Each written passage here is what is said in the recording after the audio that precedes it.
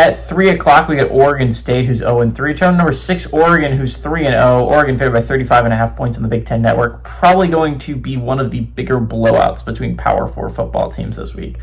It's not really Power 4. I guess technically Oregon State is Group of 6. Anyways, it's not going to go well. Malik Murphy for the Beavers has gone 76 of 124, thrown for 893 yards, 6 touchdowns, 5 interceptions. Anthony Hankerson has had 51 carries for 190 yards and a touchdown, and Trent Walker's had 23 catches for 302 yards.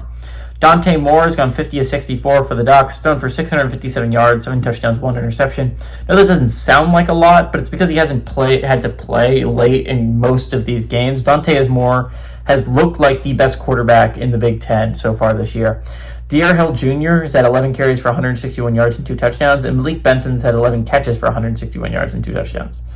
Oregon's gone 67 of 48 all time against Oregon State. Last 2 games have gone to Oregon in 2023 and 2024. Last time Oregon State went on the road and beat Oregon was in 2007. Dan Lanning is 2-1 during his career as a Duck against these Beavers. Bray is 0-1, and it's about to be 0-2.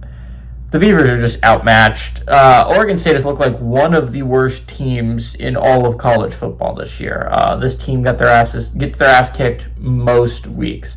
So I would be throttled if they could keep this even like a little bit close. 35.5 points is crazy to me, considering that Oregon beat Oklahoma State by 66. Oregon State is not Oklahoma State. Oklahoma State is a billion times more competent than Oregon State. Again, this is the game they're worried about if you're Oregon. This is a tune-up heading into one of the biggest games you're going to play all year against Penn State next week. Arguably the biggest game you're going to play all year.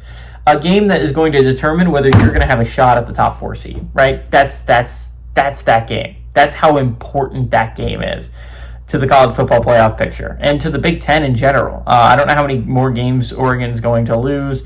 Again, they have 3 ranked opponents right now. They play Indiana, Penn State, and USC. And to be fair, all of those I think are pretty competent teams. I think USC is a dark horse for the college football playoffs. I said that since the beginning of the year.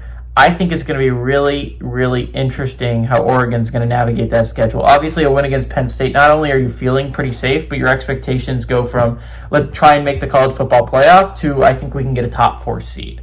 And I think that's going to change a lot if you're Oregon. So,